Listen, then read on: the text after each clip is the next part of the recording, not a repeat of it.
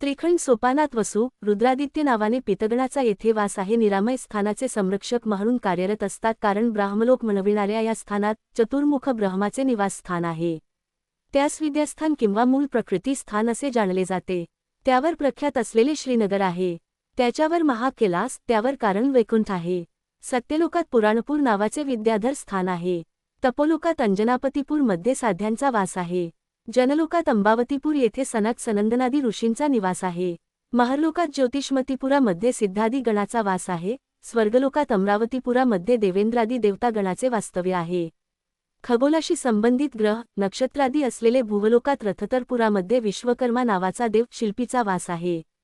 आजोबा भूलोकात 2 भाग आहेत. मानवांचा निवास असलेल्या एका भागास भूगोल असे म्हणत, ह्याच्याशिवाय महाभूमी म्हणविणारा दुसरा भाग आहे.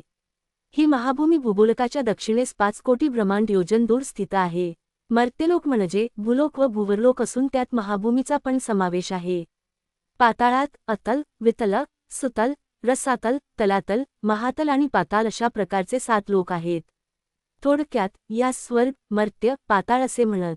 आपण राहतो या भूगोलाच्या खालच्या बाजूस महाभूमी आहे, जिचे मध्यभागात उंचवटा असून चक्राकार आहे.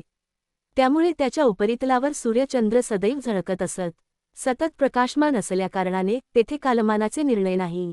या महाभूमीवर सप्तसमुद्र, सप्तद्वीप आहेत. जंबूद्वीप या महाभूमीवर आहे. भूलोक व भूवरलोक यांची संयुक्त संज्ञा मर्त्यलोक अशी आहे. भूलोकात महाभूमी व भूगोल असे 2 प्रकार आहेत. सृष्टीच्या प्रारंभी समस्त लोक जलमय होते. प्रजापतीने सृष्टी रचण्याच्या हेतूने तपाचरण केले तेव्हा जलावर तरंगत असलेल्या पुष्कर पर्णाचे दर्शन झाले. प्रजापतीने वराहरूप धारण करून पुष्कर पर्णाजवळ पाण्यात बुडी मारली. खाली त्यास महाभूमी आढळली. तेथून थोडी ओली माती काढून आपल्या धारदार सुवळ्यांनी त्या मृत्तिकेचे 2 भाग पाडले. एक भाग पाण्यावर आणून पुष्कर पर्णावर ठेवल्याने पृथ्वी झाली. आजोबा ह्याला भूगोल असे म्हणत. महाभूमीपासून भूगोलाचे अंतर 5 कोटी ब्रह्मांड योजने आहे. महाभूमीचा विस्तार 50 कोटी योजने आहे. जंबूद्वीप नावाचे द्वीप या महाभूमीवर आहे. त्याच्यात 9 खंड आहेत. देवखंडी देवता व गभस्थखंडी भूतांचा निवास आहे. पुरुषखंडी किन्नर, भरतखंडी मानव, शरभखंडी सिद्ध, गंधर्वखंडी गंधर्व, ताम्रखंडी राक्षस, शेरुखंडी यक्ष व इंदुखंडी पन्नगांचा निवास आहे. महाभूमीवर असलेल्या जंबूद्वीपाच्या दक्षिणेस असलेले भरतखंडी, भरतपुरी, वैवस्वत मनु भूऋषी व मानवासमवेत राज्य करीत आहेत. महाभूमीवर जंबूद्वीप असल्याप्रमाणे भूगोलावर सुद्धा जंबूद्वीप आहे. माझा श्रीपाद श्रीवल्लभावतार पीठिकापुरी होण्या अगोदर 100 वर्षापूर्वी या महाभूमीत माझे आगमन झाले. महाभूमीवर असलेल्या जंबूद्वीपाचा विस्तार 1,00,000 योजन आहे. जंबूद्वीपावर केवळ भरतखंडी वैवस्वत मनु आहेत, इतर नाही. लवण समुद्राचे 1,00,000 योजने, लक्षद्वीपाचे 2,00,000 योजने, इक्षरस समुद्राचे 2,00,000 योजने.